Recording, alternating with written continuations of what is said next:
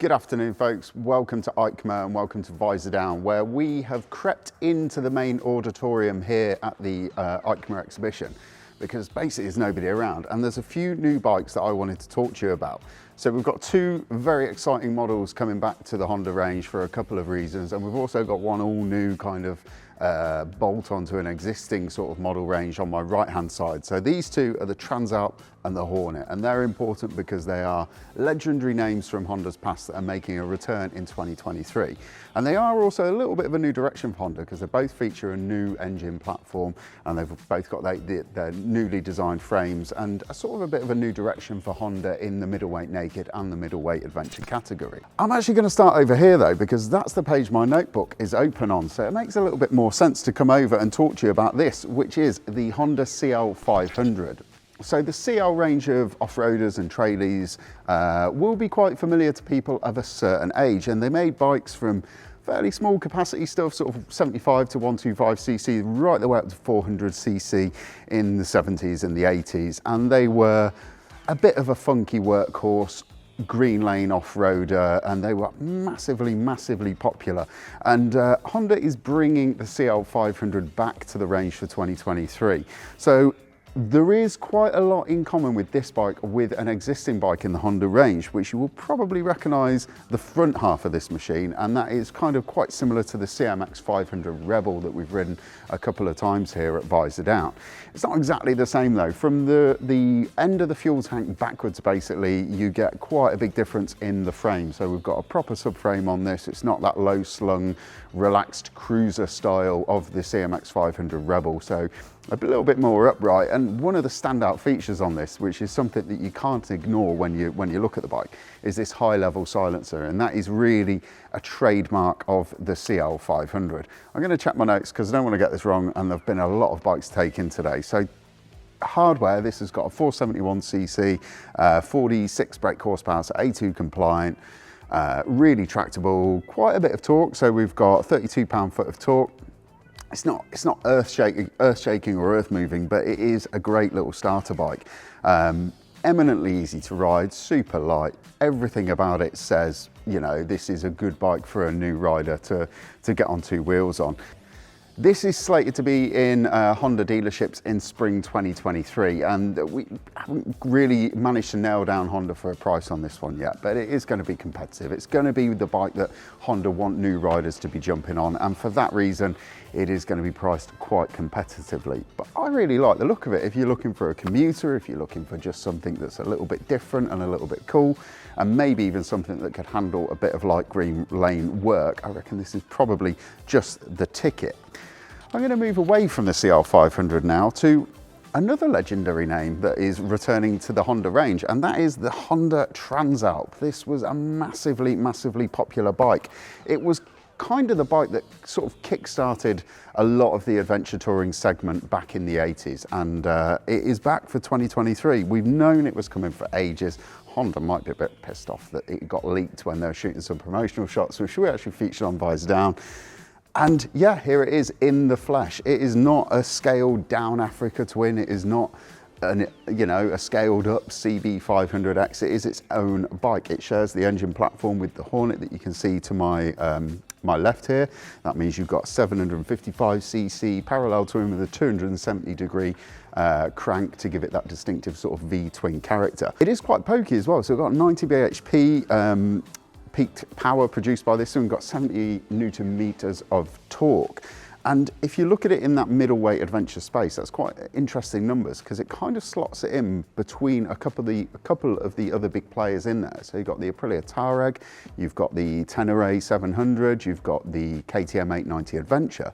So it's kind of doing better than the Tenere 700 on peak power and peak torque, but just slightly less than the KTM and about where the Aprilia is as well. So a really interesting prospect. We've got a 15.1 litre tank, so we should have about 200 miles, over 200 miles of range. And this thing, as you can tell, has been styled by Honda's Rome design facility. So it's the same people that designed the Neo Sports Cafe range, the same people that designed the CB4X concept bike. And I was talking to the designers actually, and they were taking me through some of the design cues that they've put in. So there's the little air outlets down here for the hot air to come away from the radiator, and that is lifted directly from the Transalp. And kind of everywhere you look, if you can just see little hints that this is related directly to the original Transalp of old. You've also got lots of electronics on this thing, so just like the Africa Twin, you've got bespoke off-road gravel riding mode, you've got rain modes and road modes. You can switch to traction control, ABS to the rear wheel if you are riding off-road. You've got a smart ride-by-wire throttle, and I'm really happy to say, because it really pisses me off when I ride it, is Honda have massively simplified this left-hand switch cube. So this, on the bigger Africa Twin, this is quite covered in buttons and can be a little bit daunting when you're trying to find the one that you want on a piss wet morning on the M25 when it's at rush hour. They've totally stripped it back. They've gone really minimalist on there. I like that feature. I can't wait to have a go on it on the launch and see how much easier that is to use. Chassis wise, we've got really good quality Showa suspension, which is long travel. We've got 200 mil of travel at the front, 190 mil at the back. You've got 210 millimeters of ground clearance if you're an off-road rider. These are going to be the numbers that you're looking for, and they should be ones that get you pretty excited.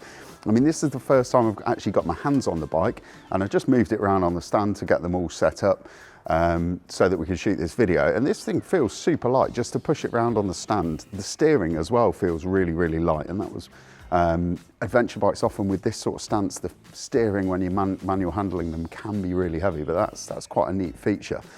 So yeah, I'm excited for this. There are bags of accessories, so you can get for all of the Hondas. They could, you spec them up out of the box effectively. We aren't sure on when the press launch of this one is going to be just yet, but this is going to be one that I am really excited to ride when it does eventually come round. Like the CL500, this is going to be available in dealerships in spring.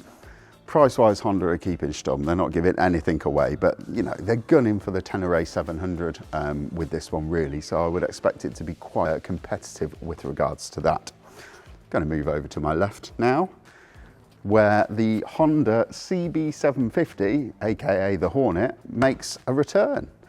And as I just mentioned, we've got the parallel twin cylinder engine platform. It's styled by the Italian design house in Rome. You can instantaneously see that. And this is another bike that has been teased to us by Honda for many weeks and months. So we've been seeing the concept drawings of this thing, and we first saw it was launched at the Intermot show in Germany, and this is the first time that we've actually seen it in the flesh.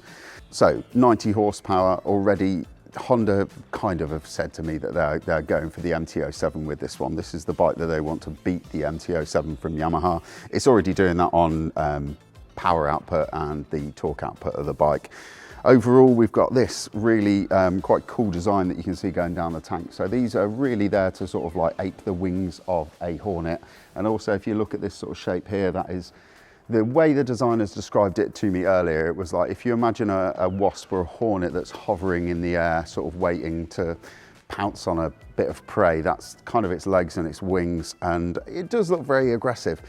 Slightly more conservative than the concept sketches that we saw. The concept sketches that we saw of this bike looked absolutely wild. But yeah, it's slightly more conservative. I would have loved them to have just gone a little bit more out there with the styling, but it is what it is, and it is going to be very competitive when it does hit the dealerships. Early 2023, this one is going to be landing in dealerships. I mean, this thing is also like the Transalp. You've got riding modes included with this. I haven't spoken about those yet, but you've got a neat TFT dash that you can hook up to Honda's Bluetooth app, so I think you can answer calls and make calls. So you can use the Honda smartphone voice control system. So yeah, technology built into that. You've also got some riding modes. So I'm going to look down at my little piece of paper here. So you've got range, standard and sport. You've got engine braking control as well. You've got traction control, which has got integrated wheelie control. So yeah, I mean, this is pretty technologically advanced when I put my teeth back in for a Honda middleweight naked bike, probably more than any other Honda middleweight naked bike that I can think of anyway. So yeah, another exciting one.